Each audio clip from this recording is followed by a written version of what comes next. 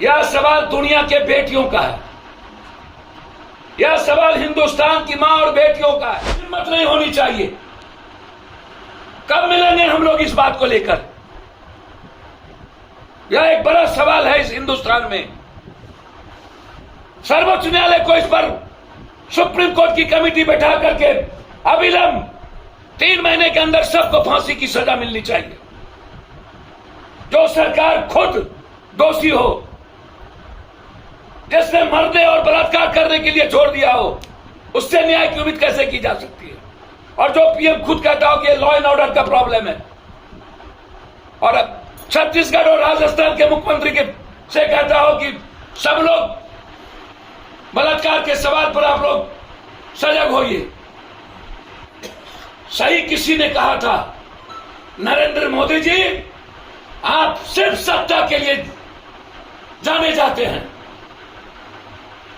चाहे बेटियों के बलात्कार पर हो, चाहे आम लोगों के कत्ल पर, ये नेता कोई भी, और खास तौर पर बीजेपी के और मणिपुर का ये दोनों व्यक्ति, छी छी छी छी छी छी। मैं ऐसे सवालों को लेकर बहुत ज्यादा दुखी हुआ हूं। क्या हम लोग जैसे लोगों को करना चाहिए कि नहीं राजनीति? मुझे एक बात समझ में नहीं आती, जिस देश में नारी को पूजा जाता हो और लगातार निर्भया के पहले जिस निर्भया की घटना पर जिसकी सरकार बनी, जिस नेताओं के चाल चरित्र से, पोर्न से लेकर के सेक्स का वीडियो वायरल हो, नेताओं का कोई चरित्र ना हो और बलात्कार जैसी घटना नॉर्मल बना दिया जाए, ऐसे पीएम और सीएम को रहने की जरूरत नहीं है। रिजाइन करना चाहिए नरेंद्र मोदी जी को। और सर्वोच्च न्यायालय को यह सवाल नरेंद्र मोदी जी से भी पूछना चाहिए था कि बीजेपी की गठबंधन की सरकार है, आपने सुरक्षा पर भरोसा दिया था, 3 महीने के अंदर एक बार भी आपने न ट्वीट किया और न ही आप वहां जाने का प्रयास किया। इसीलिए यह सवाल मणिपुर का नहीं है, यह सवाल साउथ और नॉर्थ का नहीं है, यह सवाल हिंदी पट्टी का नहीं है, यह सवाल दुनिया के बेटियों का है, यह सवाल हिंदुस्तान की मां और बेटियों का है।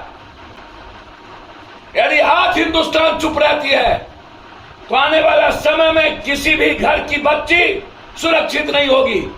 निकलना होगा हिंदुस्तान की मां और बहनों को इस सवाल को लेकर। मैं पहले भी कह चुका हूं कि जब एक सर्वे आया था नाथूराम गोडसे और महात्मा गांधी के बीच, जिसमें 53% लोगों ने महात्मा गांधी को लाइक किया और 47% नाथूराम गोडसे को। हम उस वक्त भी गए थे कि देश की मानसिकता और विचारधारा मृत हो चुकी है। क्या संभव है राजनीति अब अच्छे लोग करेंगे? दोबारा जब आजाद हिंदुस्तान में